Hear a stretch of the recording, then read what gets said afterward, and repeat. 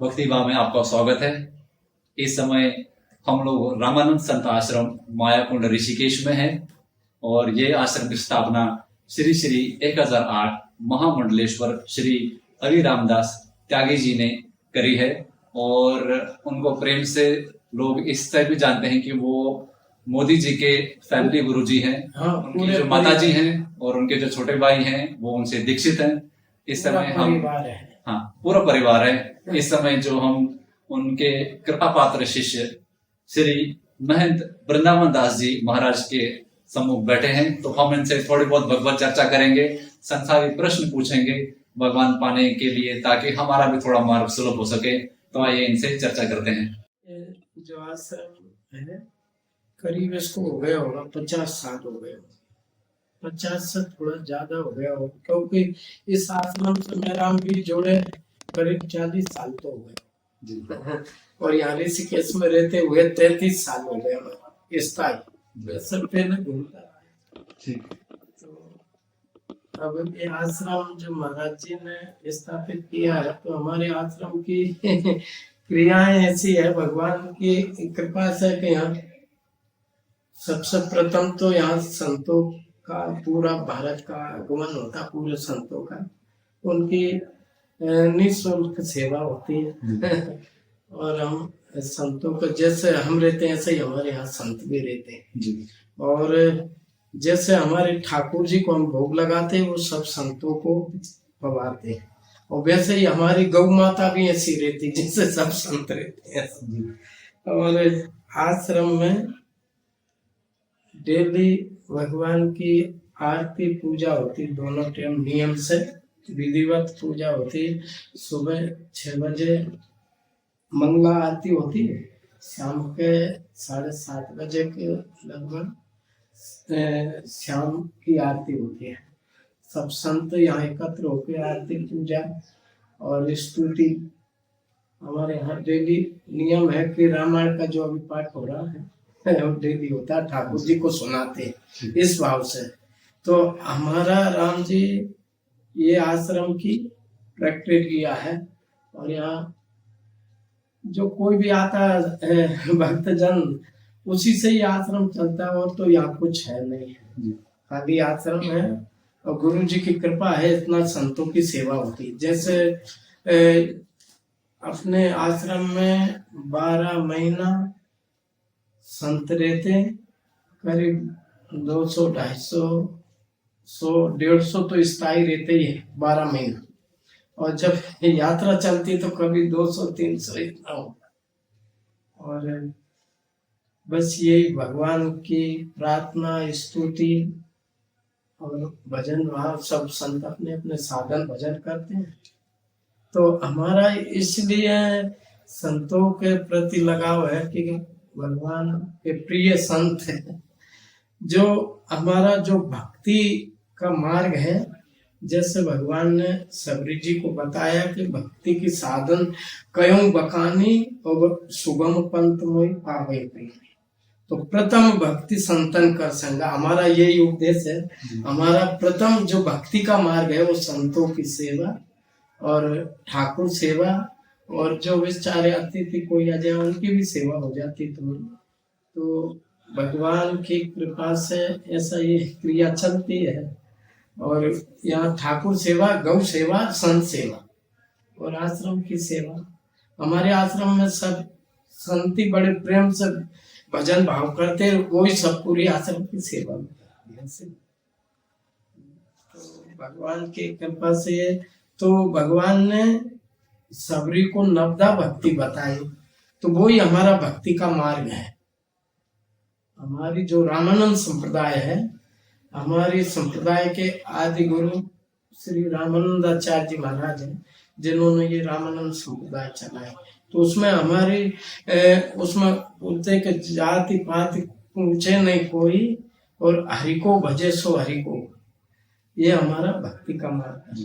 तो हमारे जगत गुरु रामानंदाचार्य जी ने यही उपदेश दिया कि जो भी वैष्णव होगा रामानंदी, मैंने हमारे खंड दर्शन समाज की यहाँ सेवा होती है, किसी की रोक टोक नहीं, किसी भी स्वामी जी, एक चीज मैंने यहाँ नोटिस करी जब मैं बाहर था, हाँ तो सब सारे साधु संत ऐसे उल्टा लेट कर प्रणाम करते थे। हाँ हाँ तो मैंने बहुत सारे मंदिरों में देखा अलग अलग व्यवस्था है। हाँ तो आम लोगों की, जैसे हम लोग मंदिर जाते हैं, हाँ। तो भगवान को नमन प्रणाम कैसे करना चाहिए? भगवान को प्रणाम जो हमारे संत करते रामानंद संप्रदाय के, वो साक्षात दंडवत करते लंबी।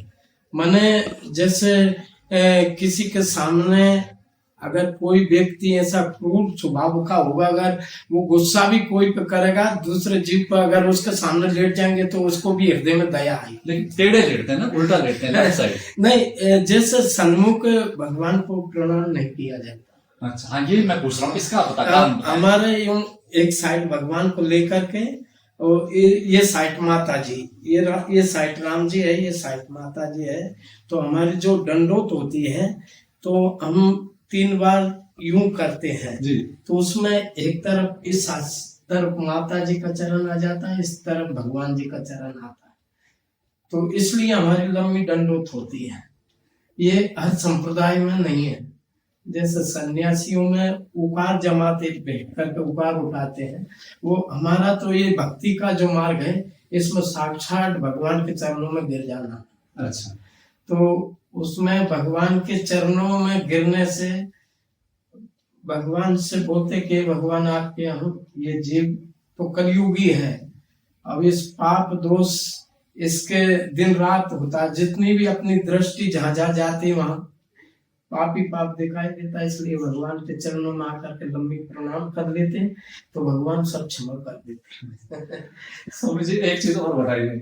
जैसे आपने बोला कि रामानंद संप्रदाय है, जैसे मैं अब मुझे तो ये समझ में आ गया कि अलग अलग वैष्णव संप्रदाय, शैव संप्रदाय, ऐसे अलग अलग होते हैं जो गुरु परंपरा चली आ रही होती है। तो ये मेरे को बताइए, जहाँ अब भगवान, आखिर बहुत सारे लोगों का क्वेश्चन होता है, आखिर भगवान है कौन? आपकी दृष्टिकोण में भगवान कौन है? देखिए, हमारी भक्ति का यही तो है, हम साकार रूप से भगवान को मानते हैं। अच्छा। और कोई निराकार मानते हैं। तो हमारी जो भक्ति का मार्ग में साकार की पूजा होती है, और उसी को हम मानते हैं, उसी को हम भगवान साक्षात मूर्ति में भगवान को देखते हैं। ठीक है। और जो निराकार है वो, अब उसका विषय में तो भगवान, वो जो निराकार का ध्यान करते, वो किसका ध्यान करते, वो तो वही जाने भगवान। पर हमारी भक्ति का मार्ग में हम भगवान की पूजा करते हैं, उसमें भगवान को हम जितना लाड़ लड़ाते हैं। जैसे एक माँ है, अपना बालक छोटा रहता तो वो कितनी लाड़ लड़ाती, उसका कोई नजर नहीं लग जाए ऐसी वो टोना लगा देती। तो इसी तरह से भगवान का जो भक्त है, हमारी भक्ति मार्ग में भगवान की सेवा पूजा करते, तो वो भगवान को स्वयं अपने परमात्मा मान करके नहीं, उनसे लाड़ लड़ाते, उनको नया नया प्रकार का, जैसे सर्दी गर्मी के अनुसार भगवान को वस्त्र पहनाते, ड्रेस, उसी तरह से भक्त अपना भाव भगवान के प्रति प्रकट करते हैं। अच्छा। और माने भगवान को ही मूर्ति में हम साकार मानते हैं। स्वामी जी, एक चीज और बताओ। जैसे मैंने यहाँ देखा, हर कोई हर किसी को राम करके बुलाता है, ऐसा क्यों? हाँ, वो हमारे क्या होता है राम जी, हमारे संप्रदाय में जब हमारा साधु समाज में जब आता है ये जीव, तो उस समय गुरुदेव भगवान बोलते किसी से आशब्द नहीं बोलना। अब जिस मुंह से हम भगवान श्री राम जी का नाम लेंगे, अगर उसी मुंह से हम गंदा शब्द निकलेगा तो उसमें मुंह दूषित हो जाता है। तो इसलिए कोई भी कहेगा ना, तो हमारे नाम में भी जैसे किसी का साधु बनाएंगे, उसको हम रामदास नाम रखेंगे, राम जी का नाम जरूर आएगा। किसी का सीता राम दास नाम रखेंगे, किसी का राम छबीले दास नाम रखेंगे। तो ये भगवान का नाम किसी भी तरह से मुख से आना चाहिए, बस निकलना चाहिए। तो जैसे हम लोग अपने घरों में बच्चों का नाम रखते हैं, हाँ। तो आपको लगता है कि ऐसे नाम रखने से भगवान का भजन होता है? भाई, उसमें हम सब तो सोचते हैं। देखिए, इसका भी आप बताऊं कि अजामिल कितना पापी था जी। संक्षेप में बताता हूं कि उनके यहाँ जगत गुरु आदि रामानंदाचार्य जी जमात लेके गए, अच्छा। तो अजामिल का जो गांव था, अजामिल का जो घर था, वो तो गांव से अलग था, क्योंकि वो सदा मांसाहारी था। अच्छा। उनकी पत्नी और वो अजामिल, जब वो अलग रहते थे, तो जब ये जगत गुरु रामानंदाचार्य जी वहां पहुंचे, तो किसी से पूछा भाई उस गांव बस्ती वालों से कि यहाँ कोई संत रहते हैं, तो एक ने बता दिया उपवा का उसमें कि उनकी हंसी उड़ाने के लिए, हाँ हाँ एक महात्मा रहते हैं। तो फिर उन्होंने बता दिया कि एक महात्मा रहते, वो ग्रस्त है, दोनों पति पत्नी रहते, देखो उसका हमारे गांव से अलग उसका मकान बना उनकी खेती में। तो वहाँ एक बाग बगीचा था, उसमें उसने अपना मकान बना के दोनों रहते। तो उनके कितने 7 लड़के हुए अजामिल के।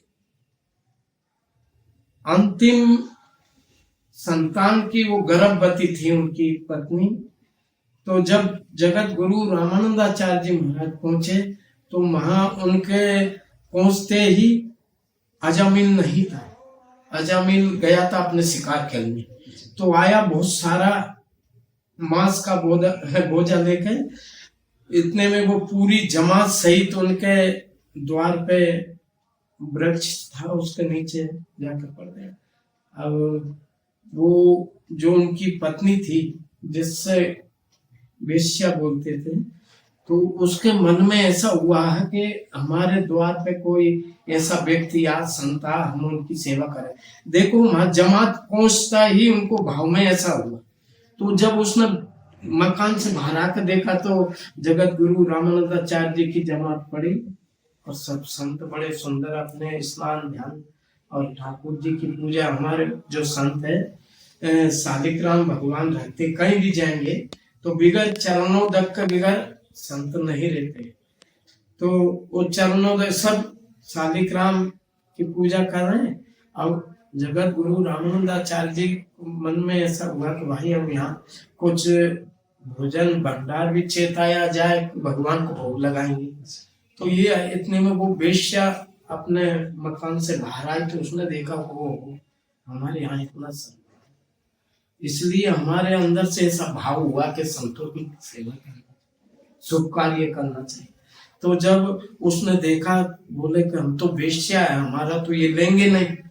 तो जगत गुरु रामानंदाचार्य जी के महाराज के चरणों में जाके वो अजामिल की पत्नी प्रणाम किया और बोले, महाराज जी आपने यहाँ कैसे, कौन ने आपको यहाँ भेज दिया? हम तो वेश्या है और मेरा पति है वो अजामिल है, सदा मांसाहारी है, और मैं तो आपकी सेवा नहीं कर सकती हूँ।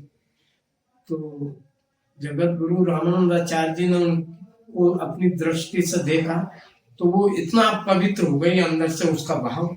इतने में उसका पति आया, तो अपने पति को देख लिया आता, तो वो अपनी अजामिल की पत्नी अंदर घर में गई और उनको पीछे से, घर के पीछे से बुला के लाई और उनको स्नान करवाया अजामिल को। और वहां स्नान करवा के जैसे पंडित जी बन जाते ऐसे उनको संतों के सामने ले गए और जगत गुरु रामानंदाचार्य जी के सामने प्रणाम करवाया। तो उनकी पत्नी ने बताया कि महाराज ये मेरे पति अजामिल, जिससे आप सुना होगा कभी, तो ऐसा इनका सदा ये मांसाहारी है और हमारा उद्धार कैसे होगा? तो फिर जगत गुरु रामानंदाचार्य जी महाराज ने बताया, बेटी चिंता न करो, इसका भी उपाय है, क्योंकि संत तो सरल होते हैं। देखिए संत कभी भी हवन पूजा जो भी करते हैं, तो उसमें संकल्प लेते हैं कि सर्वरिष्ट शांति, मतलब सभी राष्ट्र को शांति मिले, ये उपदेश से संकल्प करते हैं। तो भगवान ने उनको आशीर्वाद दिया और उन्होंने कहा, बेटे ऐसा करो कि आपके कितनी संतान है? बोले महाराज ये इतनी संतान है, अभी मैं गर्भवती हूँ।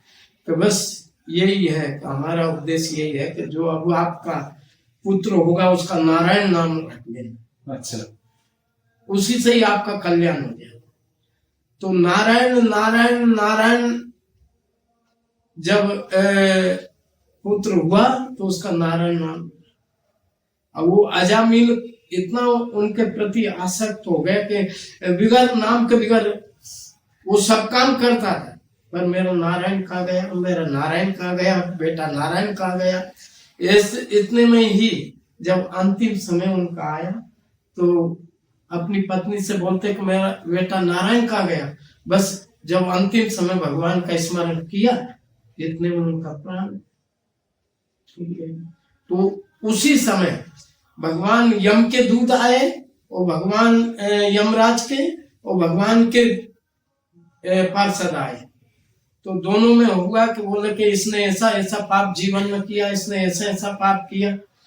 तो भगवान के पार्षदों ने बोला कि देखो, जो जीव जितना भी, भगवान बोलते सन्मुख हो जीव मोई जबई,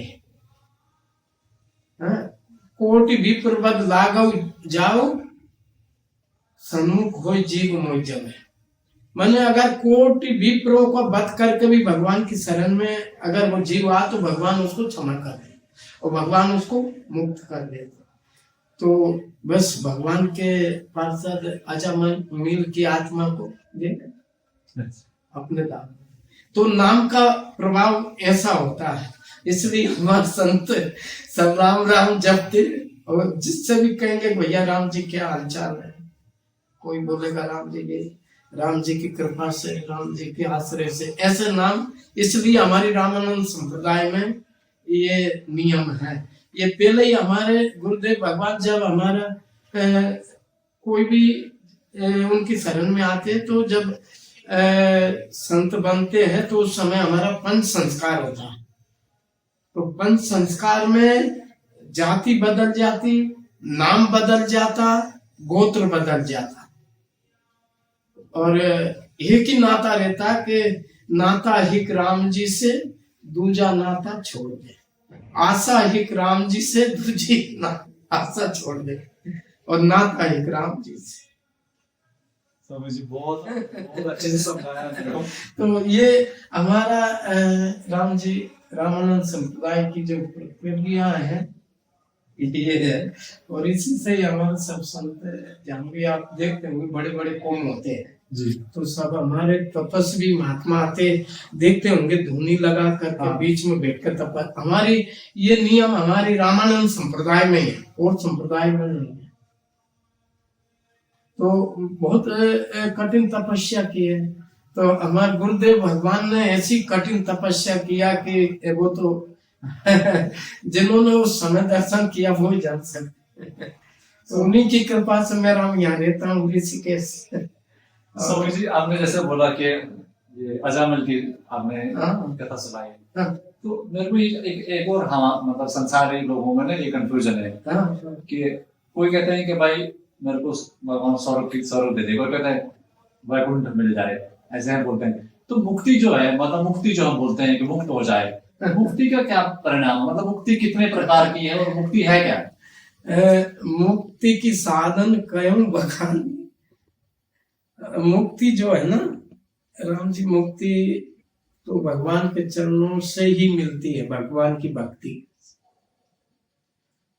और ऐसे नहीं मिलती। कोई भी प्राणी, जैसे देखिए भगवान की चरण शरण में आने से तो मुक्त हो ही जाता है। एक बार भगवान की शरण में आकर तो देख उसको क्या आनंद आता है। पर ये है कि मुक्ति कभी समय जान नहीं पाते कोई।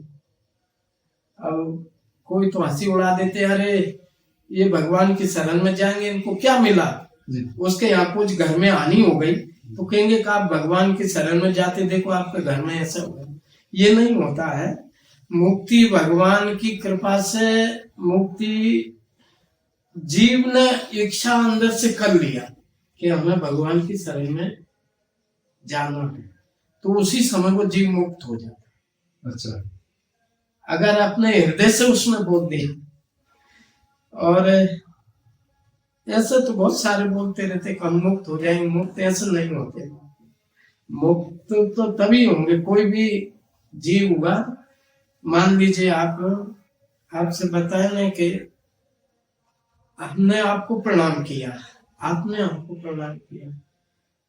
जब हमारे वैष्णव में ऐसा नियम है, आपस में जब प्रणाम करते तो बीच में वो भगवान स्वयं आकर के वो प्रणाम स्वीकार करते हैं। ये वैष्णवों का महिमा है, इसलिए आपस में प्रणाम करते। और भगवान को जब प्रणाम करते तो भगवान की प्रणाम करते ही उसने ये इच्छा कर लिया अंदर से, आत्मा से, कि हम भगवान की शरण में हैं। अब जैसे हम हैं भगवान रहते हैं, तो भगवान मुक्त उसको कर ही देती है। स्वामी जी एक चीज और बताओ, जैसे जैसे आपने कहा कि वैष्णव संप्रदाय हैं, हाँ, बहुत सारे संप्रदाय हैं, हाँ, बहुत सारे। और इसकी जो चर्चा है, इसका जो ज्ञान है, लोगों के पास नहीं है। नहीं तो आप थोड़ा ये चीज बताओ कि संप्रदाय क्या होते हैं, और लोगों को मतलब ये वैष्णव संप्रदाय, शिव संप्रदाय कितने प्रकार के हैं? देखिए 4 प्रकार की संप्रदाय होती है। एक सन्यास, और सन्यास में जो है ना, वो सन्यासी की प्रक्रियाएं अलग होती है। और हमारी जो संप्रदाय है रामानंद संप्रदाय, उसकी प्रक्रिया अलग होती है। पर हम किसी भी संप्रदाय से विरोध नहीं करते, क्योंकि संप्रदाय से विरोध करते हमें क्या लेना। हम तो हमारी भगवान के चरण में रहते, भगवान का ध्यान करते, भगवान का चरणों का ध्यान करते, उसी में मग्न है। हमें किसी संप्रदाय से वो नहीं है, विरोध नहीं है। हमारे सब भगवान के स्वरूप है, और हम तो जिसको भी मानते भगवान का स्वरूप ही मानते, क्योंकि जो आत्मा है वो परमात्मा है। ये तो निश्चित है कि जो आत्मा अपने अंदर से जो बोलेगी वो भगवान ही बोलते हैं, ये समझिए। तो हमारी जो संप्रदाय है, हम तो हमारी संप्रदाय को बहुत विशेष मानते हैं। सब अपनी अपनी संप्रदाय को मानते हैं। जब सन्यास है, और वैसे संप्रदाय तो 2 ही है, ये रामानंद संप्रदाय और शिव संप्रदाय जैसे बोलते हैं सन्यास। और हमारे वैष्णव में 4 संप्रदाय है, जैसे हमारे रामानंद संप्रदाय, और जैसे निम्बार्की संप्रदाय, राधा वल्लभी संप्रदाय, और ऐसे करके 4 एक गौड़िया संप्रदाय होती है। तो ये सब है वैष्णव ही, सब तुलसी धारण करते हैं। और सन्यासियों में ऐसा होता है वो रुद्राक्ष धारण करते हैं। हाँ, तो वो भगवान शंकर जी को ही अपना इष्ट देव मानते हैं। अब हमारी संप्रदाय की हम बता रहे हैं, जब हमें गुरुजी इस संप्रदाय में लेते हैं तो उस समय गुरुजी हमें भगवान श्री राम जी का मंत्र देते हैं। तो जैसे गुरुदेव भगवान बताते कि ये आपके माता पिता है, भगवान श्री राम जी माता पिता है हमारे। और भगवान बोलते कि इनके सिवा, जैसे आता है कि माता रामो मत पिता रामचंद्राय, स्वामी रामो मत सखा रामचंद्राय, सर्वस्व में रामचंद्रो दयालु, नारायण जाने न जाने न जाने। हम भगवान श्री राम जी के सिवा हम किसी को नहीं जानते। कैसे? जैसे एक पिता है, उनके एक पुत्र है, तो वो पुत्र अपना पिता को ही पिता बोलेगा, दूसरे को थोड़ी बोलेगा कि ये मेरा पिता। इसी तरह से हम भक्ति का मार्ग में हमारे इष्ट देव भगवान श्री राम जी है, तो हम उन्हीं को ही माता पिता समझते, और दूसरे को हम नहीं बोल सकते कि हमारे पिता की है। स्वामी जी यहाँ पर एक बहुत इम्पोर्टेंट क्वेश्चन है मेरे मन में, मेरे बचपन में था ये सवाल कि अब क्या होता है, जैसे दिवाली आती है तो हम राम जी और लक्ष्मण जी और सीता माता की पूजा करते हैं, लक्ष्मी जी की आरती करते हैं धनतेरस पे।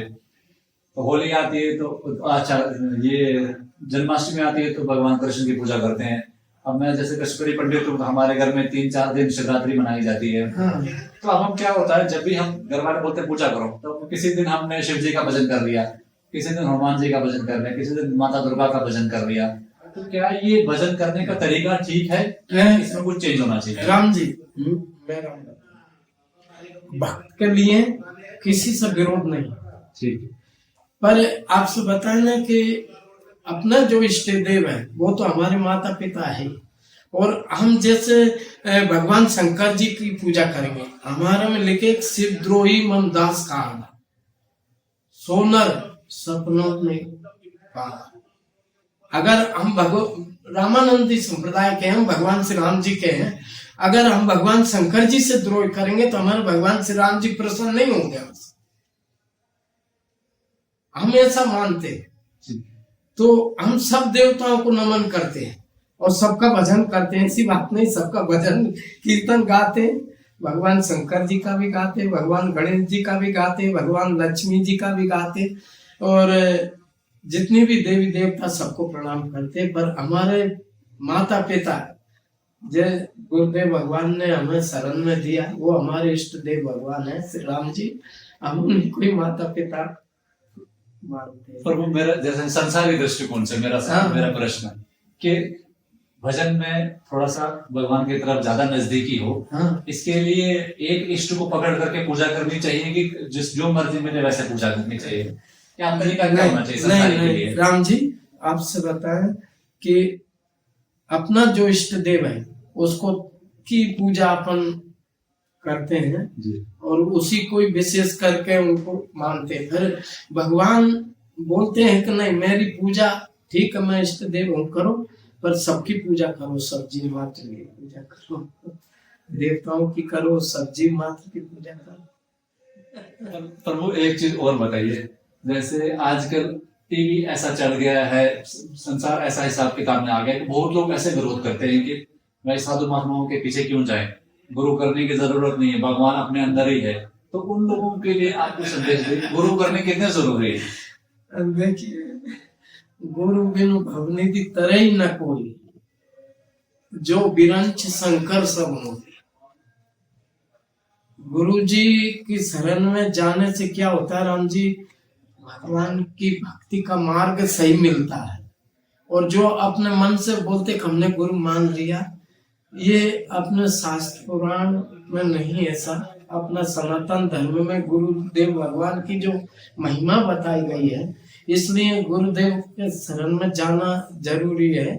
यहाँ कोई जाए या नहीं जाए उसकी अलग बात है, पर जो सज्जन व्यक्ति है जिसको अगर भगवान की प्राप्ति करना है तो गुरुदेव भगवान की शरण में जाने से, फिर जो गुरुदेव भगवान मार्ग बताते हैं उसी मार्ग पर चलने से क्या होता, भगवान प्रसन्न होते कि इन्होंने सनातन धर्म का पालन किया। स्वामी जी एक चीज बस एक दो प्रश्न और करूंगा आपसे। जो संसारी लोग हैं, संसार में जैसे हम लोग हैं, सुबह ऑफिस जाते हैं, शाम तक तो ऑफिस में रहते हैं, 3-4 घंटा आना जाना में निकल जाता है, तो पूरा दिन इसमें शराब को विश्राम, सुबह फिर वही कहानी। तो हम जैसे लोग जो साधु महात्माओं की संगत में नहीं है, बहुत सारे लोग हैं जो साधु महात्माओं की संगत में नहीं है, नहीं जानते, उन लोगों को भगवान की प्राप्ति हो या थोड़ा बहुत ऐसा रस मिले, उनके लिए आप कुछ थोड़ा सा कुछ ऐसा कोई 2-3 ऐसे कुछ मार्ग बताएं जो वो अपनाए तो उनके भी सदगति हो। देखिए, गुरुदेव भगवान के मुखारबिंद से जो सुना, संतों का मुखारबिंद से जो सुना, मैं वो बता रहा हूँ।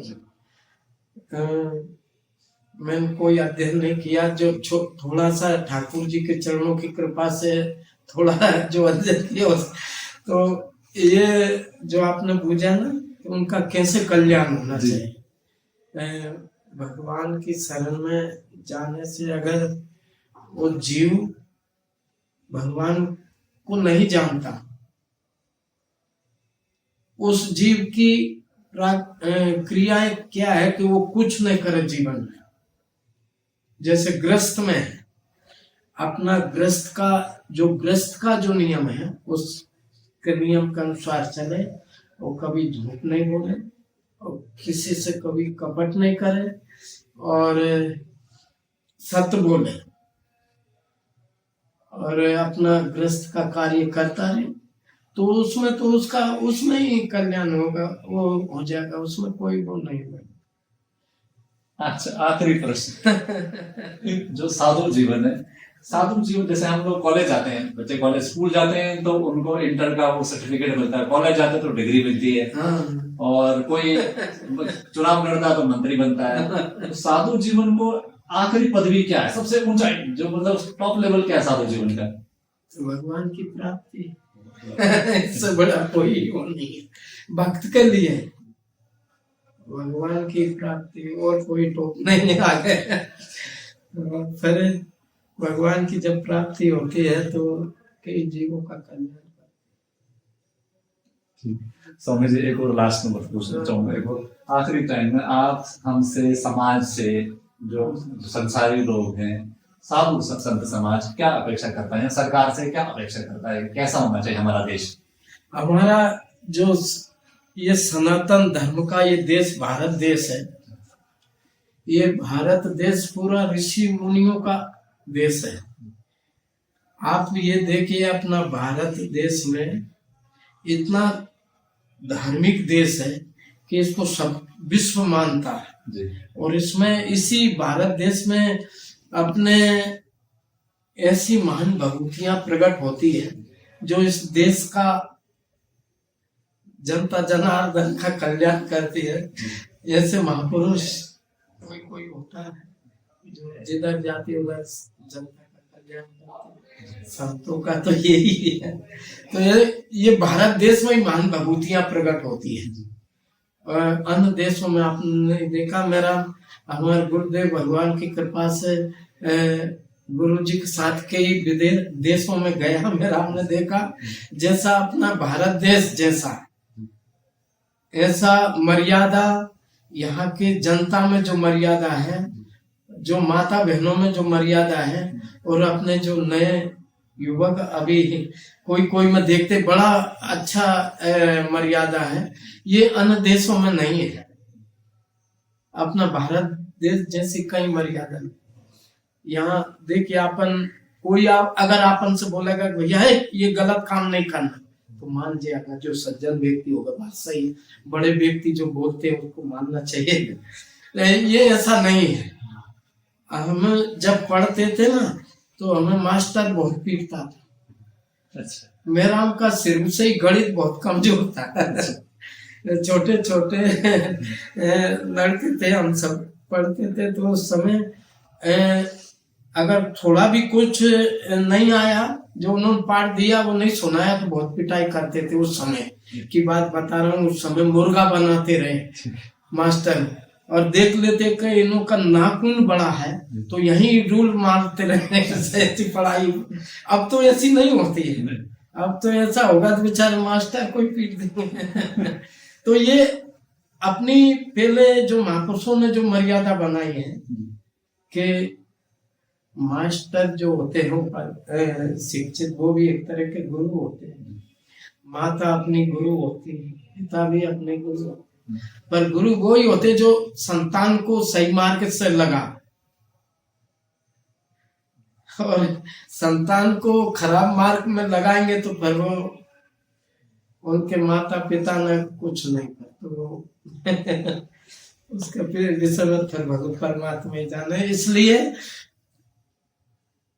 जीव अपना खान पीन सही रखे, जो अपना सनातन धर्म में जो भगवान ने अपने जीव के लिए बनाया, खान पान सही रखे और सबसे व्यवहार सही रखे, और अपना जो काम है घर का वो करता रहे और भगवान का स्मरण करता रहे, बस उसी में उस जीव का कल्याण हो जाए। बहुत बहुत धन्यवाद दोस्तों, आपने स्वामी जी की इतना सत्संग अमृत उन्होंने हमें दिया है। आपके कुछ प्रश्न हो तो प्लीज कमेंट में लिखें, इस वीडियो को लाइक करें, शेयर करें। सबका उद्धार होना चाहिए और सबको ही इस जीवन में सदगति मिलनी चाहिए, अगला जन्म किसी का ना हो। इसी के साथ ही हम इस वीडियो को समाप्त करते हैं। स्वामी जी आपने समय दिया, बहुत बहुत बहुत धन्यवाद। जय श्री राम। जय श्री राम।